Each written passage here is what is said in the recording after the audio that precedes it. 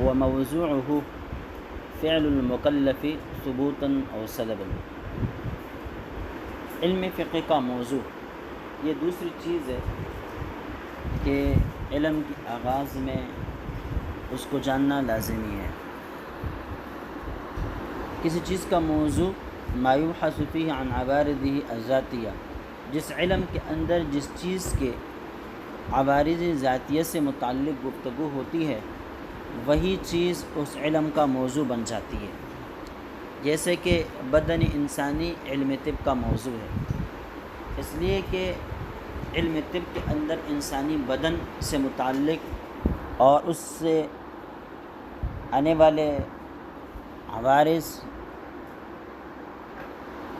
جو ہے وہ زیر بحث آتے ہیں، اس لیے بدن انسانی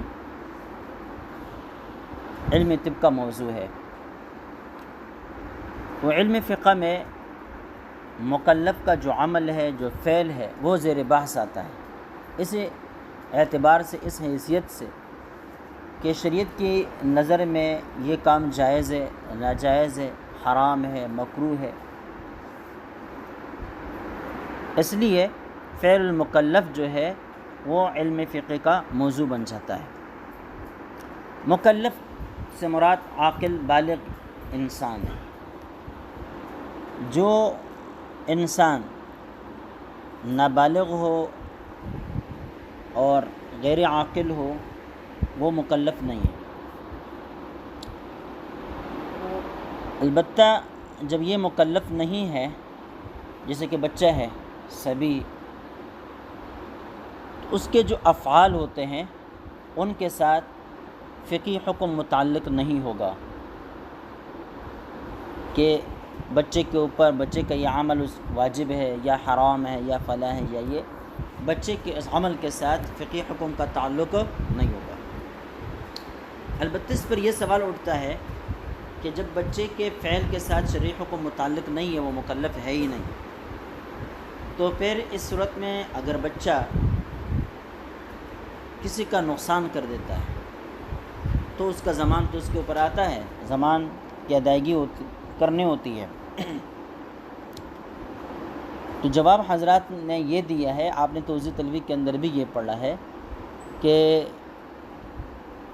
یہاں جو ضمان کے حکم کی نسبت ہے اور اس کا جو تعلق ہے وہ بچے کے ولی کے ساتھ ہے، بچے کے ساتھ نہیں، اور بچے کے ولی کے ساتھ اس کا تعلق اس لیے ہے کہ ولی نے اس بچے کو ان جیسے نقصانات سے روکا نہیں، منع نہیں کیا۔ جیسے کہ کسی کا جانور اگر کہ دوسرے آدمی کو نقصان پہنچائے تو جانور کے مالک سے ضمان وصول کر لیا جاتا ہے، حالانکہ جانور تو مکلف ہے ہی نہیں، لیکن مالک سے اس لیے ضمان وصول کیا جاتا ہے کہ اس نے اس کی حفاظت نہیں کی، اس کو باندھ کے نہیں رکھا اور کسی کے نقصان سے اس کو روکا نہیں۔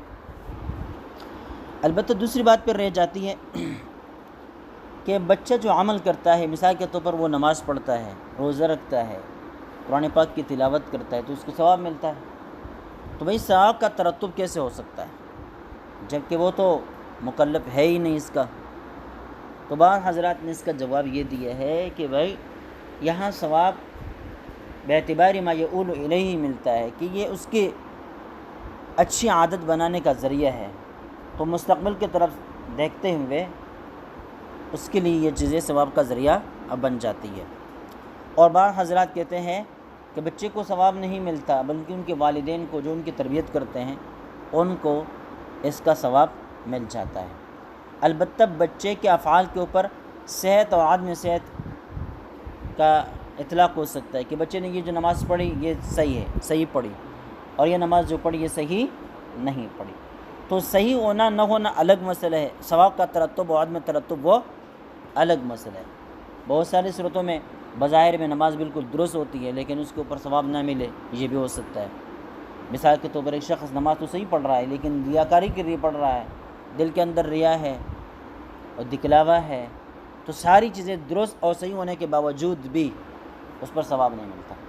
اور بعض صورتیں ایسی ہوتی ہیں کہ وہاں عدم صحت ہے لیکن ثواب اس کے اوپر مرتب ہوتا ہے۔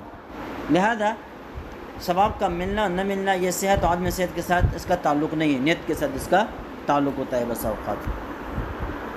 پھر ایک دوسری بات سمجھنے کی ہے، بہت اہم ہے۔ دیکھیں یہ فعل المکلف ہے، فعل کے اطلاق دو معنوں پر ہوتا ہے۔ ایک فعل معنی مصدری، یعنی ایقاع، یعنی کوئی کام واقع کر دینا، اور ایک کام کے وقوع کی صورت میں جو چیز سامنے آتی ہے اس چیز کو، اس ہیئت کو، اس صورت کو بھی فعل کہا جاتا ہے۔ مثال کے طور پر ایک ہے نماز اور ایک ہے نماز پڑھنا۔ اب نماز کیا ہے؟ وہ افعال کثیرہ کا مجموعہ ہے۔ جب کوئی شخص نماز ادا کرتا ہے اس صورت جو شکل سامنے آتی ہے، جو ہیئت سامنے آتی ہے وہ نماز ہے، اور نماز کی ادائیگی یہ فعل نماز، نماز ادا کرنا ہے۔ تو اب یہ دوسرا والا معنی مصدری ہے، اور پہلے والے معنی کو حاصل بالمصدر کہا جاتا ہے، پہلے والے معنی کو حاصل بالمصدر کہا جاتا ہے۔ یہ جو کہہ رہے ہیں کہ فعل المکلف، تو یہاں اس سے حاصل بالمصدر والا معنی مراد ہے، دوسرا والا معنی مراد نہیں ہے، اس لیے کہ اس کے اندر تسلسل ہے، وہ کسی قدرت میں نہیں، وہ فعل اعتباری ہے۔ ثبوتاً او سلباً، اب چونکہ فعل المکلف یہ در حقیقت اس علم فقہ کا موضوع ہے، تو تکلیف اس کے اندر اصل چیز ہے، تو ثبوت اور سلب کا تعلق اسی تکلیف کے ساتھ ہے، یعنی تکلیف اس میں ثابت ہو، او سلباً یا تکلیف اس میں سلب کر دی گئی ہو۔ تکلیف کا ثبوت جیسے کہ واجب احکام اور حرام کے اندر، کہ واجب میں کسی عمل کے کرنے کی وجہ سے انسان کو تکلیف و مشقت اٹھانی پڑتی ہے، اور حرام میں بچنے کی صورت میں انسان کو مشقت اور تکلیف اٹھانی پڑتی ہے۔ دل چاہ رہا ہوتا ہے کہ یہ کام میں کر لوں، لیکن اس سے کیا ہے، اپنے آپ کو بچاتا ہے، تو یہ اپنے آپ کو بچانا یہ بھی گویا کہ اپنے آپ کو مشقت اور تکلیف میں ڈالنا ہے۔ لہذا ثبوت کا تعلق یہ وجوب اور حرام کے ساتھ ہوگا کہ اس میں تکلیف ہے، یا وجوب فعل کی صورت میں، یا اجتناب اور ممانعت عن الفعل کی صورت میں، او سلباً، یا اس میں تکلیف کا سلب ہو، تکلیف ہو ہی نہیں، جیسے کہ افعال مندوبہ ہے اور یا اس طرح مستحبات۔ اب یہ دیکھیں شریعت کے اندر بہت ساری چیزیں ایسی ہیں جس میں تکلیف نہیں ہے، ثواب ہی ثواب ہے، جیسے کہ مستحبات سنت ہے، سنت غیر مؤکدہ وغیرہ، ٹھیک ہے۔ تو پھر چونکہ اس میں تکلیف تو نہیں ہے، جب تکلیف نہیں ہے تو پھر اس کو فعل مکلف بھی، اس کو علم کا موضوع بھی قرار نہیں دینا چاہیے۔ تو جواب یہی ہے کہ بھائی یہ سلب کا ہم نے جو قید لگائی نا، اس میں سلب تکلیف ہے، اس میں کیا ہے، سلب تکلیف ہے۔ تو مکلف کا فعل چاہے اس میں تکلیف کا ثبوت ہو یا سلب ہو، دونوں صورتوں میں وہ علم فقہ کا موضوع ہے، سمجھ گئے۔ وَاِسْتِمْدَادُهُ مِنَ الْكِتَابِ وَسُنَّةِ وَالْإِجْمَاعِ وَالْقِيَاسِ، علم فقہ کا استمداد آپ جانتے ہیں کہ یہ باب استفعال سے مصدر ہے، مدد طلب کرنا۔ تو علم فقہ میں مدد کس چیز سے طلب کی جاتی ہے، یعنی علم فقہ کا ماخذ کیا ہے، علم فقہ کو مرتب کرنے میں کس چیز سے مدد لی گئی ہے، تو وہ کہتے ہیں من الکتاب والسنت والاجماع والقیاس، چار چیزیں، کتاب ہے، سنت ہے، اجماع ہے اور قیاس۔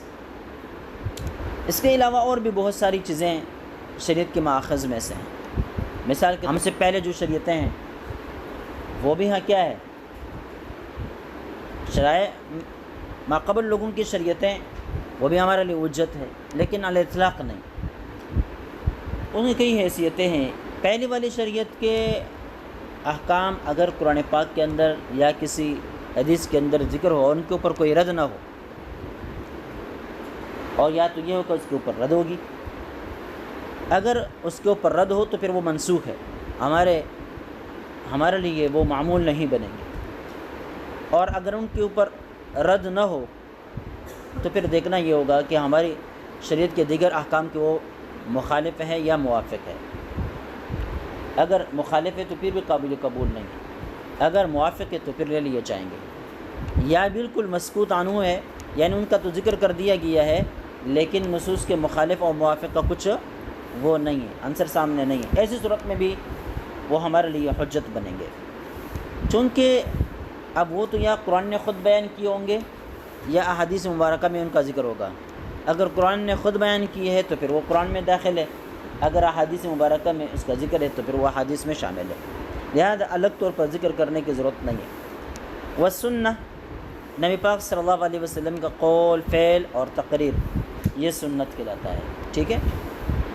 اس صورت میں بعض چیزیں یہ ہیں کہ ایک ہوتی ہے حدیث اور ایک ہوتی ہے سنت. حدیث یہ دال ہے اور سنت اس کا مدلول ہے، یعنی آپ صلی اللہ علیہ وسلم کا قول، فعل اور تقریر، اس کے اوپر حدیث کا اطلاق ہوتا ہے. لیکن اسی حدیث سے جو چیز ہمارے سامنے آ جاتی ہے عمل کے لیے، اس چیز کو سنت کہا جاتا ہے. لہذا ہر چیز کا حدیث کے اندر آنا یہ اس کی سنت ہونے کی دلیل نہیں ہوا کرتی. بہت ساری چیزیں ایسی ہیں جن کا ذکر احادیث مبارکہ میں ہے لیکن وہ ہمارے لیے مسنون نہیں ہے، آپ صلی اللہ علیہ وسلم کی خاصیات میں سے ہیں یا وہ منسوخ کر دیے گئے ہیں. ٹھیک ہے. یعنی آپ صلی اللہ علیہ وسلم بیان بھی کر دیے ہیں لیکن پھر بھی کیا ہے، وہ ہماری شریعت کا حصہ ہمارے لیے مسنون نہیں رہے، یا تو خاصیت ان کی وجہ سے یا کسی خاص علت وغیرہ پر مشتمل ہونے کی وجہ سے جس کے بعد وہ علت باقی نہیں رہی ہو، وغیرہ وغیرہ. بہرحال آسان یہ ہے کہ سنت مدلول ہے اور حدیث اس کا دال ہے، دونوں میں یہی فرق ہے. اور جب کہ بعض حضرات ایک دوسرے پر اس کے اطلاق کرتے رہتے ہیں، حدیث بول کر سنت، سنت بول کر حدیث مراد لیتے ہیں. والاجماع، اجماع، اجماع یجمع، اجماع کا مطلب ہوتا ہے پکا ارادہ کرنا، اور اتفاق کے معنی میں بھی آتا ہے. اصطلاح میں کسی بھی زمانے کے اہل علم حضرات کا کسی بھی مسئلے سے متعلق اتفاق اور اتحاد کرنے کو اجماع کہا جاتا ہے. اس میں طویل بحث ہے بھائی، مختلف کتابوں کے اندر آپ نے پڑھی کہ اجماع کس کا مقبول ہے، کس کے اجماع کا اعتبار کیا جائے گا، کس کا نہیں کیا جائے گا. تو بعض حضرات کہتے ہیں صرف صحابہ کا اجماع قابل قبول ہے، اس کے بعد کسی کا اجماع قابل قبول نہیں ہے، اس لیے کہ وہ حضرات کہتے ہیں کہ صحابہ کرام کے بعد اجماع کا تحقق ہو ہی نہیں سکتا، اس لیے کہ دنیا کے اندر پھیلاؤ آ گیا ہے. اب چین کے اندر رہنے والے لوگوں کو، علماء کو کیسے پتہ کہ امریکہ والے کیا کہہ رہے ہیں، امریکہ کے اندر رہنے والوں کو کیا پتہ کہ فرانس والے کیا کہہ رہے ہیں، چین دوسرے ملک والے کیا کہہ رہے ہیں. لہذا ان کا اتفاق چونکہ ان حضرات کی نظر میں وہ ممکن نہیں ہے، اس لیے وہ حضرات کہتے ہیں صحابہ کے علاوہ کسی اور کا اجماع قابل قبول نہیں. بعض حضرات کہتے ہیں کہ صرف اہل رسول آپ صلی اللہ علیہ وسلم کے جو اہل ہے، اہل بیت ہیں، ان کے اجماع کا اعتبار ہے، باقی کسی کا نہیں. بہرحال ہمارا مسئلہ کے حوالے سے یہ کہ ہر زمانے کے علماء جب کسی چیز کے اوپر اتفاق کر جاتے ہیں، اتحاد کر جاتے ہیں تو وہ اجماع بن جاتا ہے. اور جس طرح صحابہ کرام کے دور کا اجماع حجت ہے، اس طرح بعد کے علماء کا اجماع بھی حجت اور دلیل ہے، تو اس کے اتباع کرنا لازم ہے. اور دلیل یہ ہے کہ نبی صلی اللہ علیہ وسلم نے خود ارشاد فرمایا کہ لا تجتمع امتی علی الضلالہ، میری امت ضلالت پر مجتمع نہیں ہوگی. اب امت کا لفظ عام ہے، صحابہ کرام کے دور سے لے کر قیامت تک آنے والی تمام امت مسلمہ کو یہ شامل ہے. لہذا ہر زمانے کا اجماع قابل حجت اور دلیل ہے. اب پھر اس میں اور بھی باتیں ہیں کہ بھئی اجماع قولی اور سکوتی اور وغیرہ وغیرہ، لیکن وہ یہاں ذکر کرنے کی ضرورت نہیں. والقیاس، قیاس اندازہ کرنے کے معنی میں آتا ہے. اصطلاح میں ایک منصوص حکم کو غیر منصوص چیز کی طرف متعدی کر دینے کا نام جو ہے وہ قیاس کہلاتا ہے. یہ ہمارے نزدیک میں حجت ہے اور اس کی حجت ہونا قرآن و حدیث وغیرہ سے ثابت ہے. وغایتہ الفوز بسعادۃ الدارین. تیسری چیز ذکر کر رہے ہیں جو اہم چیزیں ہیں، وہ اس علم فقہ کا غرض اور مقصد ہے. کہ علم فقہ کو پڑھنے کا مقصد کیا ہے، ہم پڑھ کر اس سے ہمیں کیا فائدہ ہوگا؟